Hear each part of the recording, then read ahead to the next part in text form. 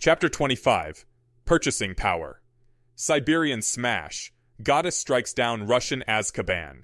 Daily Prophet headline for April 21st, 1999. War. Thunderer threatens thrashing. Daily Prophet headline for April 22nd, 1999. Muggle magic as Tower launches space. Daily Prophet headline for April 23rd, 1999. Goddess goes window shopping at B&B. Daily Prophet headline for April 24th, 1999. Monstrous. New pictures from Zemlya. Daily Prophet headline for April 25th, 1999. Conflict brewing. Thunderer calls conclave of Domovoy. Daily Prophet headline for April 26th, 1999. Independents unite behind Russia.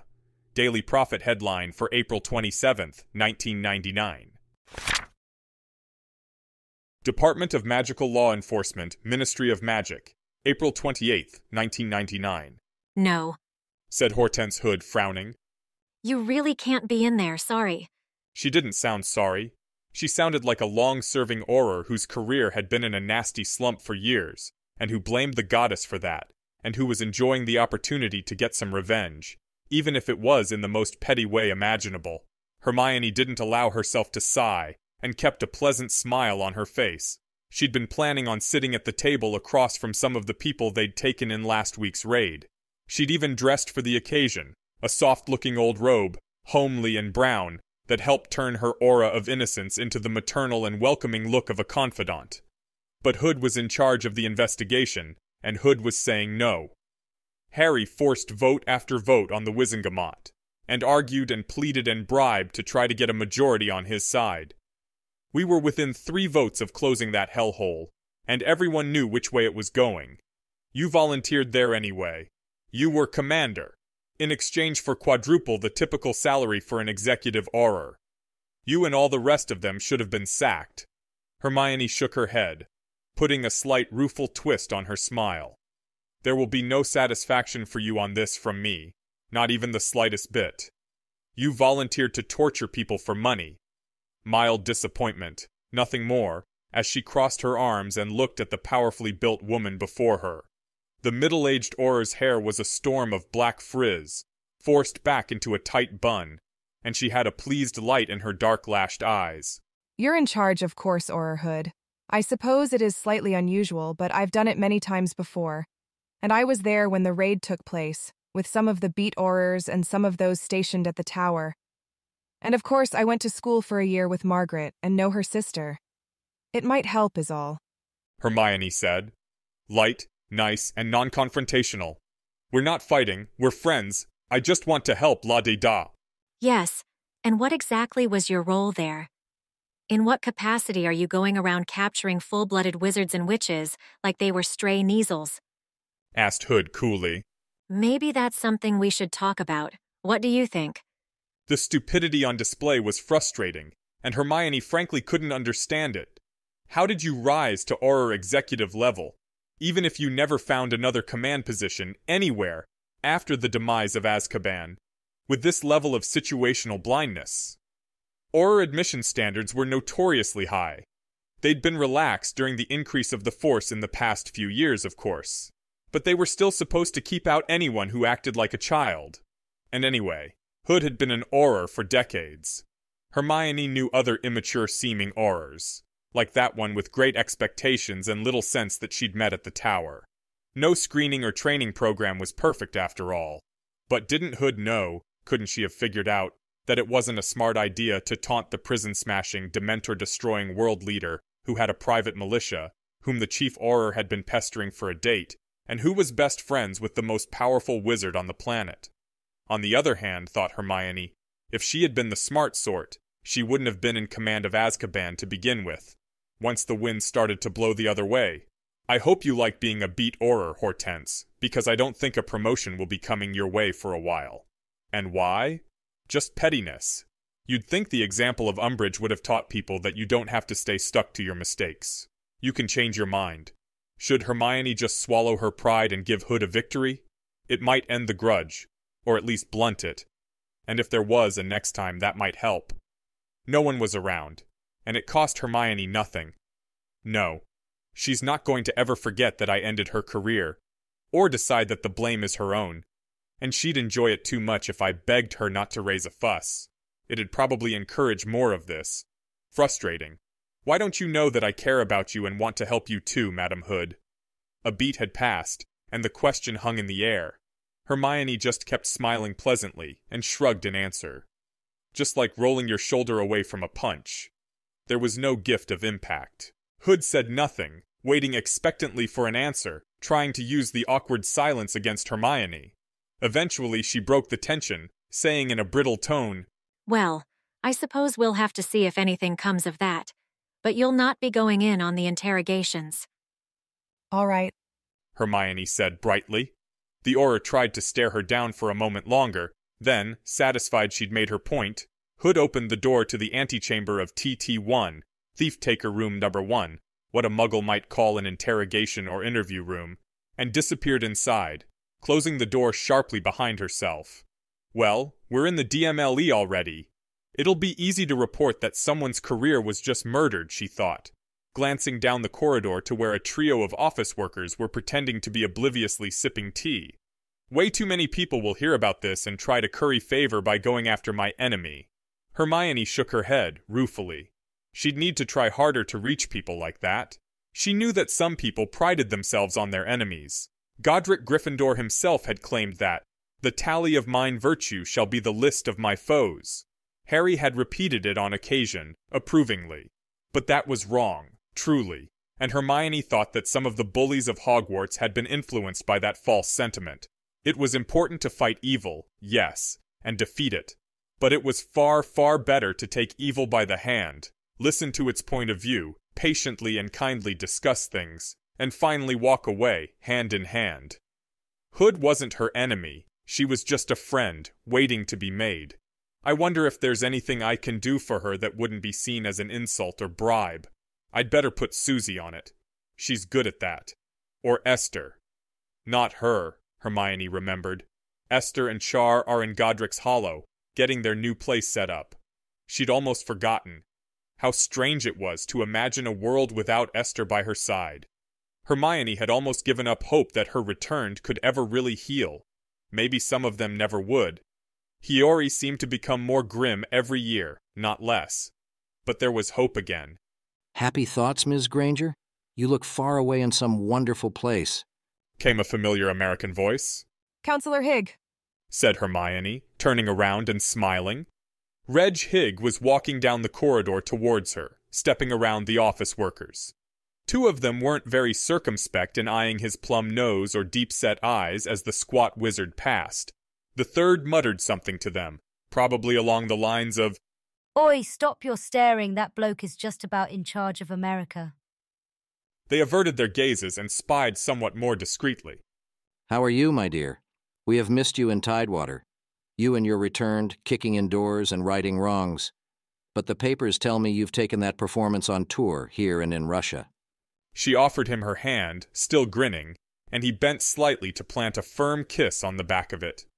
She'd been back in Boston twice since her first visit, when she'd exposed Tiniagar in the midst of investigating Malfoy's misdeeds, and they'd become friendly, if not that close.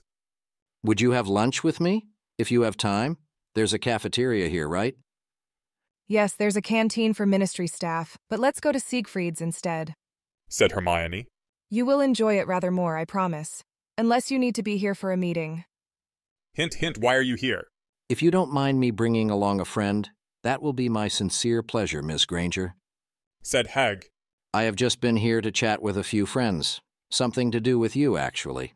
But there's a lot to talk about. Hermione, please, prompted the goddess. She must have insisted on this at least 4 or 5 times over the past few months. To do with me, and a lot to talk about. Obvious enough. So you're here about the independence and Russia, and maybe also looking for another way to put the pressure on Harry for better terms. And I wonder how long it took you to track me down, so you could accidentally bump into me? She wasn't being cynical. Higg had the reputation of a careful and methodical man, if an orator of considerable passion, and every time she'd ever spoken with him, he'd been ruthlessly charming and charmingly ruthless with his hidden agendas. Hygge looked up at her and smiled broadly. Hermione, then. I'll meet you at Diagon Alley's safety pole? Certainly, she said. As Hygge bowed slightly and walked away once more, she watched the 3 office workers scurry away. She was willing to wager they were off to beg for a long lunch, so that they could go trot off to Siegfried's too. Nosy Parkers, she thought fondly, and grinned again. The Diagon Alley safety pole had become something of a hospital complex of itself. What had formerly been a white canvas tent when the safety pole was set up 3 years ago had been replaced by a Baroque building of veined Swedish green marble. After she took a moment to bubble Hygge and tell her where she was going, Hermione apparated in. She lighted on the cobblestones and stared up at the facade. Beautiful. And not a streak of discoloration at all. She wondered if Diagon Alley had localized weather. She'd never actually thought about it. She had only a moment to herself to admire the building and think deep thoughts, however, before someone recognized her and a small crowd gathered. She hoped that she wouldn't have to wait long, since she wasn't exactly dressed to the nines. She should have popped home to change. Not that they care, she thought, clasping a young man's hand. He'd been rejuvenated last year, and just wanted to tell her how much he supported her in the tower. She inclined her head graciously, and told him that she hoped he was doing something exciting with his new youth. He tried to reply, but he was beginning to weep with emotion. Hygge and Susie arrived a few minutes later. Hermione was extremely grateful, and shot them a look of appreciation. Crowds were always a job for more than one person. Hygge took up position a short distance away, watchful, while Susie helped take the arm of the weeping man from Hermione, soothing him as she walked him a short distance away. Core. Hermione heard her say to the man, She's something, isn't she? Hermione smiled and turned to the next people who wanted to speak to her, a little boy and his mother. My name is Hosea, squeaked the little boy, looking up at her. He had his mother's robes bunched up in one hand, and he kept trying to lift them to hide his face, despite his mother's efforts to stop him. Hosea Hussey. He was a cute little thing, with apple cheeks and enormous buck teeth that reminded Hermione of herself when she was a child. Hermione leaned down. You didn't happen to write to me ever, did you, Hosea? The child's eyes grew as large as hen's eggs. He nodded slowly. She reached into her pouch and called up a copy of her chocolate frog card. Was this yours? It wasn't, of course. But she'd remembered this child's letter, and she had the card, so why not? Hosea nodded again, and his mouth opened slightly. He didn't say anything else. Hermione looked up at his mother, smiling. She looked shocked, too. Maybe I could sign this and give it back to you, Hosea. If that's all right with your mum? That would be lovely, said the woman. Oh. She was flustered. Hermione retrieved a biro from her robes and slashed her signature across the card. She bent down and offered it to the child with both hands and a big smile. Here you go. By the time the woman had thanked Hermione on behalf of her stunned child 4 or 5 times, Susie was there to guide them away with a kind word. Hermione put away the biro and noticed that Hygge had arrived. He had another wizard with him, a bald man with spectacles, a goatee, and a wide belly, Per Avik Söderlund Ellingson, a leading bureaucrat with the Nordens Magidepartementet. She knew Per in a vague way, but not much beyond a casual chat. Hello, Reg, and Master Avik. A pleasure to see you again. I hope you're joining us, she said, approaching them. Hermione had to gently move through the small crowd of people, and she paused for a moment to give an older woman a hug. Miss Granger, said Per, pleasantly in his warm, unaccented basso profundo. Hello, yes, I would like that. We're just over here then, said Hermione. Unasked, Susie had already walked ahead of them to arrange a table, moving briskly enough to make her chest bounce and a few heads turn. Hygge, on the other hand, was nowhere to be seen, probably warding Hermione from some vantage point. Sometimes Hermione felt a little silly at that whole thing, to be honest. You have very attentive servants, remarked Per, noticing as they walked alongside each other along the cobblestone lane. A few people followed them at a discreet distance, but most of the crowd just watched them go. Hermione opened her mouth to explain, but Hygge smoothly cut in. She does, yes. Ms. Granger's beauty might have much to do with it, but also she's simply that kind of witch. It's a thing out of legend. He gave a slight shake of his head when she glanced at him from behind Pear's back, and she let it go. The three of them had barely stepped inside of Siegfried's bronze filigreed door before the maitre d' had appeared, silently guiding them to their table in the dining room. He was professional and polite, and had the insuperable gift of seeming to know just what you wanted before you'd even asked. Hermione had eaten here last week, and now she suspected the man was a seer. It was the only explanation, even though it seemed vanishingly unlikely in a restaurant specifically dedicated to the wonders of Muggle luxuries. Siegfried's was decorated with buttery mahogany, comfortably warm lighting, and linens so crisply fresh that a house elf would approve. "A pint of bitter for Sir," said the maitre d', nodding to Pear. "and 2 glasses of water, is that right?" It was unprompted and yet exactly correct. The server vanished without another word, pausing only to leave a slip of cardboard with each of them, on which the menu was printed. More than just kidneys and thick beef? Asked the Nordenman, lifting his menu. Did I perhaps accidentally leave Britain? And end up somewhere with a decent bite? Said Higg, smiling a stubble-faced smile. Nor was there any antique plaster food in a window display like a real pub. I think we were side-alonged out to a different country at some point. I would reply in kind with comments about your own national cuisines, gentlemen, but I am flummoxed by the wealth of possibilities, said Hermione with comical primness. She glanced the menu over. You will need something bracing, Ms. Granger. Taking charge over matters that we have read about it. The Kalma Poston often describes your exploits, said Pear. He resettled himself in his chair, scuffing it back and forth until he was situated. Very exciting. Hermione looked up from the menu and saw Higg was looking at her directly, his lips pursed slightly in warning. Servants and taking charge. Higg has told this man that I am a hidden ruler of Britain, in some fashion. More than influential, but an old-style strongman leader. To what purpose? You must mean the raids on Billy's and Borgin and Burke's? Well, it's necessary, the things that were going on. Hermione shook her head unhappily. And where is it ending up? Everyone off to Howard? Asked Higg, arranging his napkin in his lap. A waiter arrived with their drinks, and Pear eagerly took a long pull of his beer. He smacked small lips, appreciatively. There are charges going around. Not sure where it will end up, but at Billy's there were illicit time-turners, a violation of the Responsible Research Act of 1959, and unlicensed production of a controlled substance. Also one of Jeffrey Gem's assistants. Sorry, Gem was the one brewing euphoric. One of his assistants had an outstanding charge of dual fixing. Hermione sipped her water.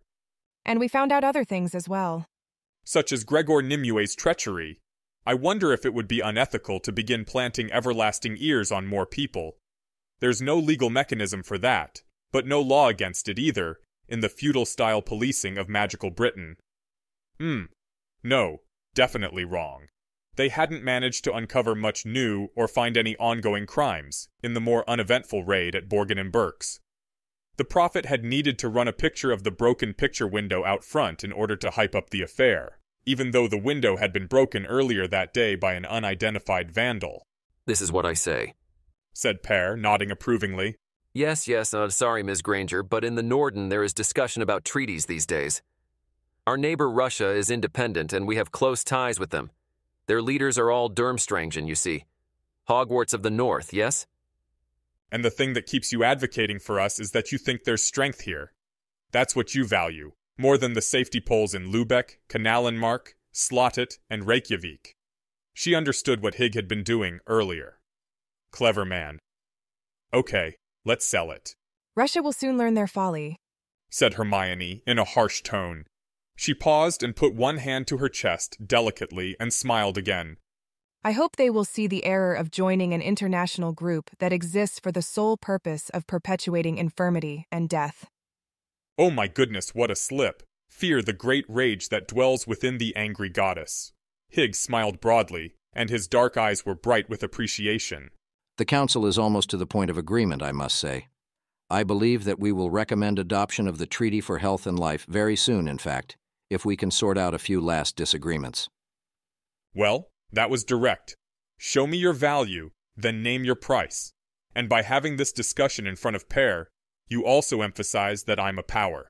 Oh, what disagreements are there? We here in Britain are quite proud of everything the Tower's done for us and for everyone else in the treaty, She said, with a small nod towards Pear, who nodded his head in agreement as he lifted his pint to his lips again. There had been a time when she'd be getting upset at this point, thinking things like, why are we arguing about tariffs and subsidies when there are people dying? But she was wiser now. Politics was a tool to an end, and it made no sense to get angry at the shovel. Speaking with Mr. Potter, he has agreed that there will be an end to the restrictions on free trade, and also that Britain will compensate the Americas for the advantage it has derived over the years from Merlin's misdeeds. He's agreed to endow new programs at the Russell Institute and Salem indefinitely, including arithmancers, to help us achieve some small part of Britain's recent prosperity. And Britain will stop propping up Cyprus, at least for a time. It's unjust. Now, if we can just meet in the middle on two other things, I think my colleagues will be happy to join with me. Councillor Strongbound won't have a leg to stand on, and we'll sweep the vote. Just a few things, and we've won. Hermione nodded, setting down her menu and sipping her water. Go on. Goblins can't have wands, first of all. It's ugly, but true. Our American goblins aren't as civilized as your British ones. If we gave them wands, there'd be bloodshed. They've never even had wands, historically, so it's not as though they're missing out. And the other issue is that we can't open our borders to hags, vampires, or werewolves. That's not a matter of prejudice, it's a matter of public health. Even the reformed hags, like your nutcomb hags, are a danger waiting to happen. Higgs shrugged. I have fought for goblin rights as well as muggle rights for many years, so you know I'm not a blood purist or supremacist, but there's such a thing as going too far. Are we ready to order? Asked a waiter, a slender young man with a neat uniform. She could see the maître d' in one corner of the dining room, where he'd dispatched the waiter. It was eerily good timing, just when she needed a moment to think. If she hadn't been an Occlumens and he hadn't been a muggle, she'd be fairly sure he was reading her mind. The asparagus salad. She ordered. There's no meat in the dressing? No, madame, I will make sure. And for sirs? This cut of beef, is it like a Chateaubriand? Asked Higgs, setting down his menu. Yes, sir. I'll have that then. How would sir like it cooked? What? May I recommend rare, sir? A rare what? Oh yes, thank you. And, sir? The same as Councillor Higg, I think. Said Pear. Although I should have a salad, I cannot bring myself to do so. All right. We'll have that right out. Please tell me if there's anything else I can get for you. Said the waiter, and flowed away with the unobtrusive liquid grace of a professional. A very nice place. Said Higg. I've eaten at muggle places before, of course. It's more common in the Americas than back here. But this is a very nice place indeed. Isn't it a bother to go to a muggle place, though? Not this one, it's very easy and it's proper, you know? Said Pear, turning in his chair to look around. But you must plod all over the place like a goat or else spend an hour wiping their heads, ermines. A bother. What is your favorite muggle place, Reg? Asked Hermione. She knew it was obvious she was stalling a bit, but she needed a moment more to think. She couldn't commit in haste. That was another cleverness of Higgs. Bringing impressionable Pear along made her feel pressured to decide where she stood, right on the spot. The Norden man was related to half the influential families of the Norden, and his wife was related to the other half. His opinions would go far, and he looked to be easily swayed. She needed to appear decisive and strong. Norden couldn't be allowed to waver, or given the impression that the Council of Westphalia was going to go independent. The Blue Ben, I think. Said Higg. She'd wager he was exaggerating about how often he'd gone to muggle establishments, since Tidewater had actually seemed as insular as most magical communities. But she was still impressed he could name it off the top of his head. A diner a couple of hours west from Tidewater. He scratched at his chin. After your first eventful visit, we spent some time trying to track down the origins of some redcaps out in the Berkshire Mountains, and had occasion to dine there. Charming place. Wonderful doughnuts. Purr drained the rest of his beer, hiccuping when he'd finished it. Quite good, quite good. Served warm, I bet. Said Higg, frowning. He shook his head. Anyway, Hermione, With regards to the goblins being given wands and open borders, the tower will give dispensations, right? I know you're not nominally in command of it, but you are a force here. I'm sure that Mr. Potter fears no poudre de succession, but I believe that if you gave me your word, it would... No, said Hermione firmly. Higgs stopped and gave her a pointed look. His lips were tight with surprise and displeasure. I am capable of taking a hint, little man. But that doesn't mean you always get to lead me around to your intended destination. First of all, I'm not at all sure that the Wizengamot and other legislatures would agree to either these changes in the treaty or to a special exemption. The behavior of our Ministry of Magic, and it is ours, make no mistake, is something we can control, Counselor. But despite the idiotic propaganda of the independents, that gaggle of squawking thugs who are just unhappy that the world is slipping out of their bloody grasp, we do not control the rest of the treaty nations, as Per can tell you. Hermione said. She was firm, but still kind. Per seemed uncertain at the sudden change in tone of the conversation, but he was experienced enough to simply nod. Secondly, American goblins will get wands, one way or another. If the Council were to recommend against the treaty, and then American nations were to follow that recommendation, a safe bet, then I think you would find that wands would show up in New Mexico anyway. She paused for a moment for effect. Not on our behalf, but surely you know that this is happening already. The goblin nations have close ties, and Curd and Ackle are already taking wands to hand. As it happened, she did not know that the American goblins were getting wands from their British and Irish counterparts, but it was a safe bet, and Hig couldn't know differently. I think that the Magical Congress can keep tabs fairly well on our magical creatures, Hermione, said Hig. His expression was mild again.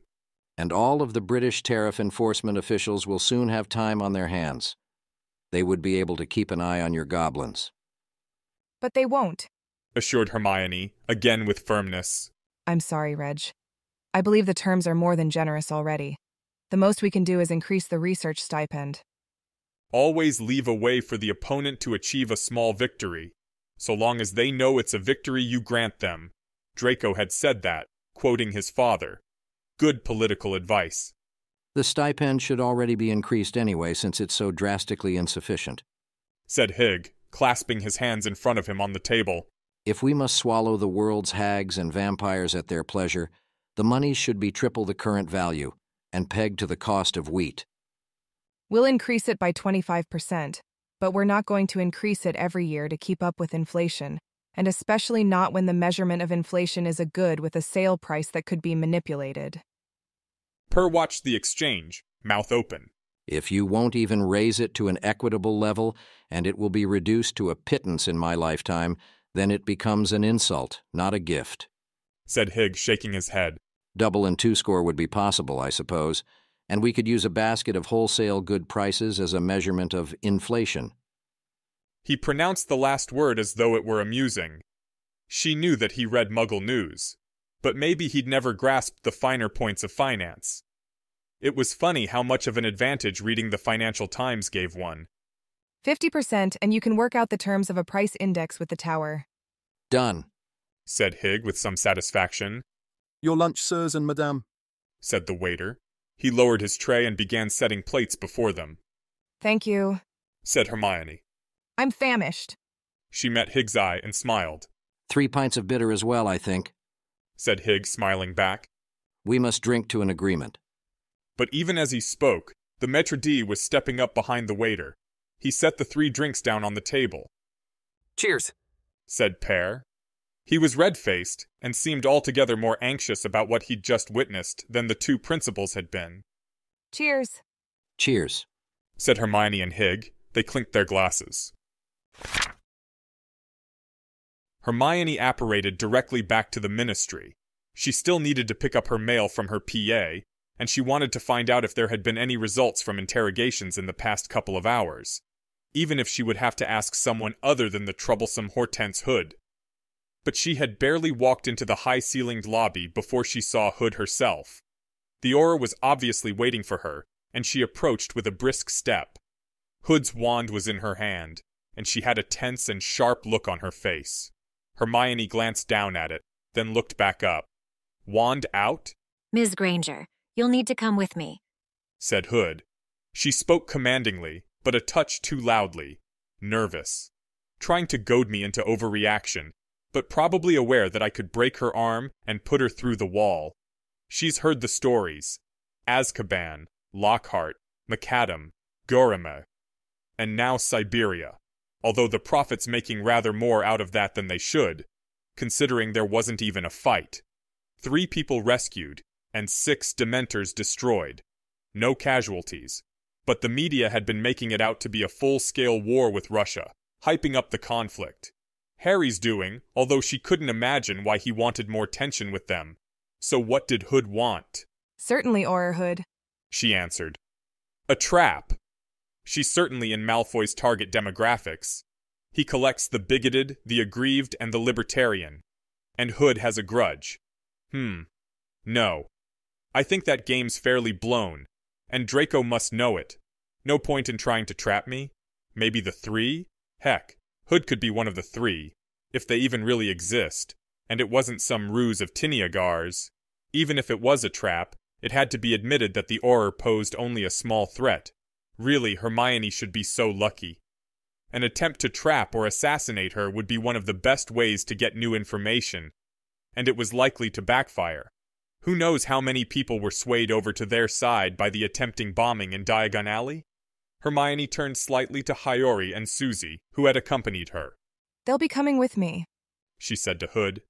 Hiyori had her arms folded in front of her, one hand in her sleeve where she was concealing her own drawn wand, while Susie had her bubbler in hand. Fine, this way, said Hood, gesturing to the elevator. DMLE's TT8. The very height of politeness, isn't it? Muttered Susie, as Hermione and the returned walked as directed. Upon arriving at the claustrophobically low-ceilinged room, however, Hermione found only a familiar-looking older witch with thinning hair, and a dark-skinned wizard with a sheaf of parchments sitting at a table. Hood walked in behind Hermione, and closed the door behind them. Hermione sat at the table across from the witch and wizard, and Susie and Hiyori sat on either side of her. Hood chose not to sit next to either them, nor across from them, but instead at a third side of the table. She settled into her seat and cleared her throat. Ms. Granger, this is... The door to the room opened, and a second Auror entered. Hermione didn't recognize this wizard, who was extremely short and had slightly pointed ears. Goblin blood somewhere down the line. Sorry, he said, moving quickly to sit next to Hood and settling his own pile of parchment in front of him. Ms. Granger, this is Wilhelmina Lazenby, the proprietor of Billy's Bobbing Bubbies. She's complained about the damages you did to her establishment, and we thought we'd ask you in here as a courtesy, said Hood, indicating the woman across from Hermione. Lazenby had an unhappy look on her face and stared down at the table sullenly. I'm sure you could have told me as much, and I'd have been happy to come along, Auror Hood, said Hermione lightly. She smiled despite her irritation. Hood had perhaps been hoping Hermione would refuse. Hortense, knock it off, said the other Auror. Mukworu's toe, this is Hermione Granger. He shook his head. He had shaggy brown hair and a nice smile. I'm Auror Gerald Podrit, Ms. Granger. If you're quite done, there are things to settle. Under what authority was Ms. Granger acting when she broke into the basement of my client's business, doing severe damage to property in the meantime? Interrupted the wizard to Lazenby's right. I was invited by the DMLE because of my special skill set, said Hermione. The DMLE's charter permits it to request or hire the services of outside consultants as necessary. That is intended for exorcists, herbologists, and other experts, not a one-witch wrecking crew, objected the lawyer. She couldn't tell if he was really outraged or if it was calculated. Even if you were right, said Gerald with a voice slightly higher than normal, I think we can be realistic and say that the Wizengamot would happily pass any law Ms. Granger needed to continue to help the Aurors. I understand she's been invaluable. Or so Mr. Diggory has said. Ridiculous, muttered the lawyer. Hood said nothing. Are you going to file claims, Madame Lazenby? Asked Gerald. Her lawyer answered for his silent client, snapping, Of course we'll file claims. My client's business has been ruined. Half the floor is torn apart. And the goddess has a deep vault, you figure, eh? Said Gerald. He glanced over at Hermione. Sorry. Quite all right, you lovely bloke, said Susie, smiling. Indeed it is. Agreed Hermione. But I don't think there's any need for a hearing before a low court. Or an appeal to the Wizengamot, said Susie pointedly. She leaned back in her chair and smiled. We can certainly come to terms, said Hermione. She glanced over at Hood and thought for a long moment. There was an opportunity here, just a friend waiting to be made. Could we speak for a moment, Auror Hood? Nothing terrible, just have a quick question. Hood frowned. The muscular Auror rose from her chair, though, and jerked her head to indicate the hallway. Fine. Stepping out after her, Hermione closed the door behind them. Auror Hood, let us be frank. Your career has gone nowhere for quite a while, ever since Azkaban. Am I right? Hood didn't reply immediately. She crossed her arms and stared intently at Hermione. Hermione could see that Hood was trying to figure out Hermione's motives, if it was genuine or a trick, or even just cruelty for its own sake. But slowly the Auror replied, It's been slow. May I help you here, then? Am I right in thinking that you'd like to track down the rest of Jeffrey Gem's suppliers and vendors?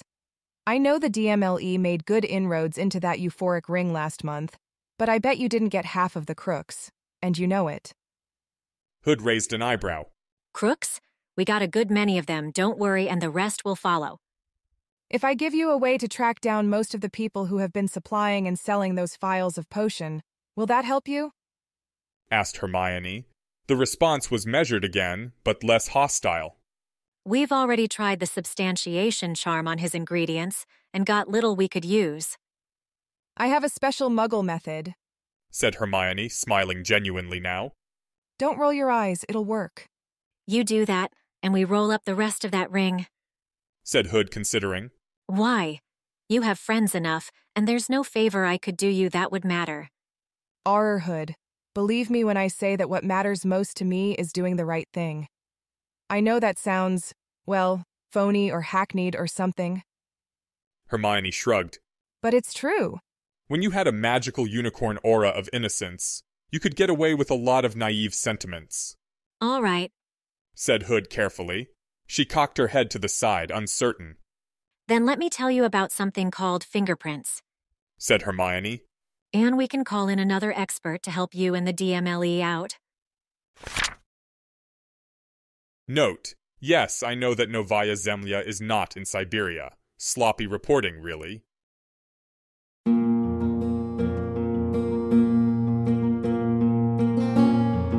This has been an AI reading of the Harry Potter and the Methods of Rationality fanfic, Significant Digits, written by Alexander Debus. You can find the original text at anarchyhyperbole.com. The voice for this project was provided by Aeneas Brodsky. You can hear his true-voiced audiobooks at hpmorpodcast.com. If you enjoyed this podcast and wish to help support the creation of others like it, you can visit patreon.com/AskWhoCastsAI or subscribe to this Substack. Thanks for listening.